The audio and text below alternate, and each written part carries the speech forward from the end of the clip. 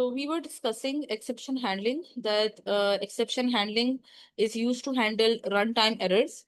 And we were discussing that why exception handling is used. So exception handling is used to handle runtime errors safely, ताकि run time पे जो error आते हैं वो पहले से हमने कंप्यूटर प्रोग्राम में डिफाइन किए हों, और अगर कोई ऐसी सिचुएशन आती है, so our computer should know that how to respond to it instead of just crashing. Improve program reliability, हमारे प्रोग्राम की रिलायबिलिटी को बेहतर कर देता है। हमारा जो प्रोग्राम है वो क्रैश नहीं होता या एबनॉर्मली टर्मिनेट नहीं होता, ठीक है। अवॉइड्स एबनॉर्मल प्रोग्राम टर्मिनेशन, यहाँ पे लिखा भी हुआ है।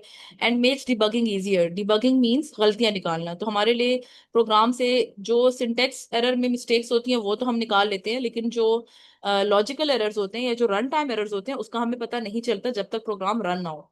तो जब हम एक्सेप्शन हैंडलिंग करते हैं तो उसमें ये होता है कि रन टाइम एरर्स हमसे आसानी से हैंडल हो जाते हैं और हमारी गलतियां प्रोग्राम की निकल आती हैं, और उस सूरत में फिर हमारा प्रोग्राम ज्यादा अच्छे तरीके से एफिशिएंटली काम करता है।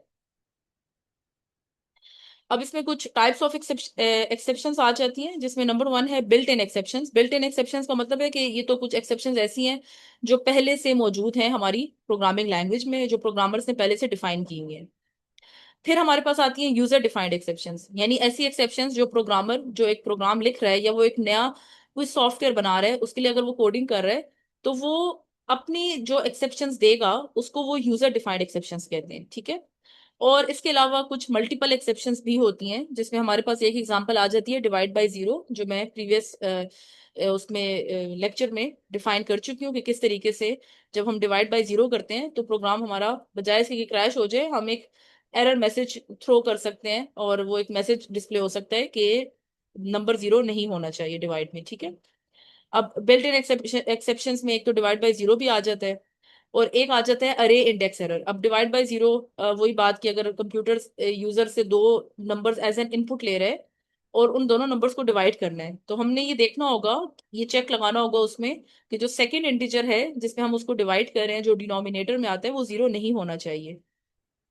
क्योंकि मैथमेटिक्स में डिवाइड एनी नंबर मतलब जो डिवाइड बाय जीरो का एरर है वो ये है कि हम किसी भी नंबर को जीरो पे डिवाइड नहीं कर सकते, तो हमने ये चेक जरूर लगाना है। और अगर कोई डिवाइड बाय जीरो करने की कोशिश करता है तो उस पर एक एरर शो होना चाहिए उसको, ठीक है। और अरे इंडेक्स एरर, अरे इंडेक्स एरर का मतलब है कि जो अरे का इंडेक्स है जब हम उसको चेक करते हैं तो उसमें कोई गलती नहीं होनी चाहिए। जैसे अब आपको पता है कि हमारे पास ये एक इस तरह की लेट से अरे है, ठीक है, और अरे के जो इंडेक्स हैं वो जीरो से स्टार्ट होते हैं, जीरो वन टू थ्री, ठीक है। जैसे ये इसका जीरो है इंडेक्स, ये वन है, ये टू है, ये थ्री है। तो जब मैं इसको पॉइंट कर रही हूँ या मैंने अगर अरे के किसी इंडेक्स से कोई वैल्यू उठानी है, लेट से जीरो पे कोई वैल्यू पड़ी है वो उठानी है, वन पे कोई वैल्यू पड़ी है वो उठानी है, तो जो अरे के जो इंडेक्स होते हैं, नंबर वन, एक तो वो जीरो से स्टार्ट होते हैं, ठीक है, और सेकेंडली वो पॉजिटिव नंबर्स होते हैं और वो इस तरह इंक्रीज होते जाते हैं। तो अगर मैं कंप्यूटर से कहती हूँ कि मुझे अरे इंडेक्स -2 की वैल्यू बताओ, तो ये एक एरर देगा। और इसमें इस सूरत में क्या होगा, अगर मैं इस एरर को डिफाइन नहीं करूंगी तो कंप्यूटर मेरा क्रैश हो सकता है, प्रोग्राम क्रैश हो सकता है। और उसकी वजह ये है कि मेरा जो कंप्यूटर है वो यहाँ पे ढूंढता रहेगा कि -2 कहाँ है, लेकिन -2 उसको कभी नहीं मिलेगा। तो उस सूरत में मेरा जो प्रोग्राम है वो फंस जाएगा एक लूप में। तो उससे बचने के लिए हमारे पास अरे इंडेक्स एरर्स होते हैं और उसको भी हम हैंडल कर लेते हैं। और ये बिल्ट इन एक्सेप्शंस हैं, यानी ये जो आपको दो एग्जांपल्स दी गई थी ये ऐसे एक्सेप्शंस हैं जो पहले से सी प्लस प्लस प्रोग्राम में डिफाइंड है, ठीक है, कि अरे का जो इंडेक्स है वो नेगेटिव नंबर नहीं होना चाहिए।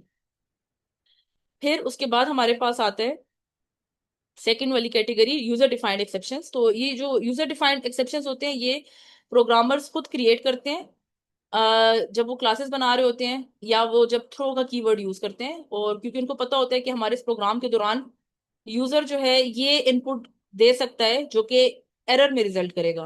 तो उससे बचने के लिए वो पहले से ही उस एरर को अपने प्रोग्राम में डिफाइन कर देते हैं with the help of throw and catch. और फिर मल्टीपल एक्सेप्शंस में हम लोग क्या करते हैं कि डिफरेंट कैच ब्लॉक्स को यूज करते हैं डिफरेंट एक्सेप्शंस के लिए, यानी अगर एक ही प्रोग्राम में मुख्तलिफ एक्सेप्शंस आ रही हैं तो उसके लिए हम एक से ज्यादा कैच का हैंडल इस्तेमाल कर सकते हैं, ठीक है। अच्छा, फिर मल्टीपल एक्सेप्शन हैंडलिंग में यहाँ पे हमारे पास दिए हुए कि handling more than one exception, एक से ज्यादा एक्सेप्शन को हैंडल करना है हमने। सिंपल एक्सप्लेनेशन क्या है कि multiple catch blocks are use, तो हम एक ही प्रोग्राम में एक से ज्यादा कैच ब्लॉक्स को यूज कर सकते हैं। कैच ब्लॉक्स में क्या करते हैं, हम एक्सेप्शन को हैंडल करते हैं, मैनेज करते हैं। जैसे कि यहाँ पे है कैच इंट, कैच कैर। तो कैच इंट का मतलब है कि अगर इंटीजर वैल्यू आएगी तो इस कैच की तरफ जाएगा, ठीक है। और अगर यूजर जो है कोई कैरेक्टर वैल्यू पुट करता है इनपुट में तो वो इस कैच की तरफ जाएगा, ठीक है। तो आप देख सकते हैं हम एक ही प्रोग्राम में एक से ज्यादा दफा कैच का कीवर्ड यूज कर सकते हैं, ताकि जब कोई एरर आए तो ये उसको कैच कर ले और फिर उसके बाद कैच में जो भी हम डिफाइन करेंगे तो कंप्यूटर उसके मुताबिक काम करेगा। तो इसको कहते हैं मल्टीपल एक्सेप्शन हैंडलिंग, ठीक है। जैसे कैच इंट एक्स, कैच सी कैरेक्टर सी, इस तरह। अब ट्राई एंड कैच को देखते हैं कि ट्राई चेक्स रिस्की कोड। तो ट्राई में क्या होता है, ट्राई में हम अपना जो रिस्की कोड है उसको डिफाइन करते हैं, यानी वो कोड जिसमें खतरा होता है एरर अकर होने का। और कैच क्या करता है, catch handles exceptions thrown by the try block. अब ट्राई जो एक्सेप्शंस देता है, जो एरर्स देता है, उनको हैंडल कौन करता है, कैच का कीवर्ड। तो ये सारे कीवर्ड्स हैं, try, catch and throw. Contains a risky code, इसमें एक रिस्की कोड होता है ट्राई में जो कि एरर जनरेट कर सकता है। Errors thrown in try are handled in catch. तो ट्राई में हम अपने कोड को लिखते हैं, ठीक है।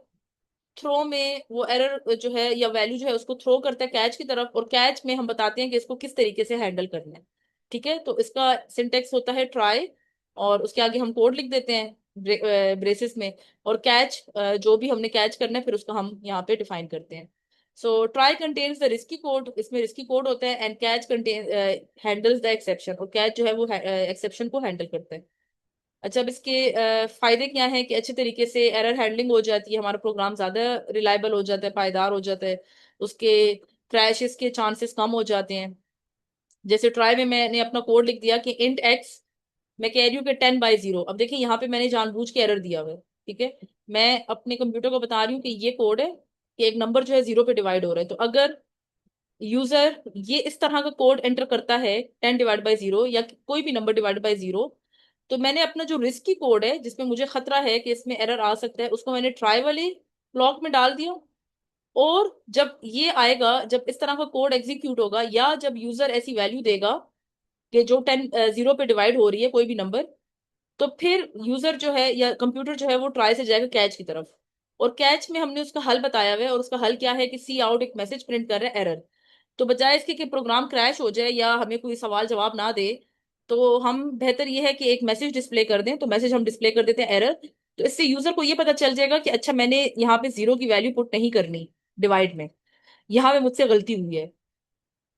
अब अगर वो 0 की बजाय कोई और नंबर पुट करता है तो फिर वो ट्राई की तरफ कंप्यूटर नहीं आएगा, क्योंकि वो जो दूसरा नंबर होगा 0 के अलावा, 2 है, 5 है, वट जो भी नंबर है, तो कंप्यूटर उसको आसानी से डिवाइड करके हमें आंसर दे देगा। लेकिन ये जो स्पेसिफिक केस है जिसमें मुझे खतरा है कि एरर जनरेट हो सकता है, उसको मैंने ट्राई के ब्लॉक में डाल दिया। और कैच के ब्लॉक में मैंने बता दिया कि अगर इस तरह का एरर अकर होता है तो फिर क्या करना है। तो वो जो क्या का जवाब है वो कैच में डिफाइन हो जाएगा।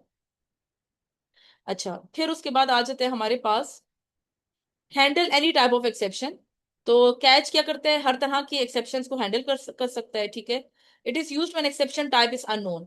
और हम लोग कैच को तब भी यूज करते हैं जब हमें ज्यादा आइडिया ना हो कि किस तरह की एक्सेप्शन अकर हो सकती है, ठीक है। यानी अगर वो बिल्ट इन है या यूजर डिफाइंड है या किस किस्म की है, ठीक है। तो इसके लिए हम कैच का कीवर्ड यूज करते हैं। तो यहाँ पे अगेन लिखा हुआ है कि catch handles all types of exceptions, हर तरह के एक्सेप्शंस को ये हैंडल करता है। And it is used when exact exception type is unknown, जब हमें ठीक से पता ना हो कि कौन सी एक्सेप्शन टाइप अकर होगी। और जैसे एग्जांपल यहाँ पे हमने, फॉर एग्जांपल ट्राई में तो हमने लिख दिया अपना कोड, कैच में हम ये लिख देते हैं एक्सेप्शन अकर्ड, कि ये एक्सेप्शन है या ये एरर है, एरर भी लिख सकते हैं कि एरर अकर्ड। तो फिर इस तरीके से हमारे पास मल्टीपल एक्सेप्शन हैंडलिंग हो सकती है, ठीक है।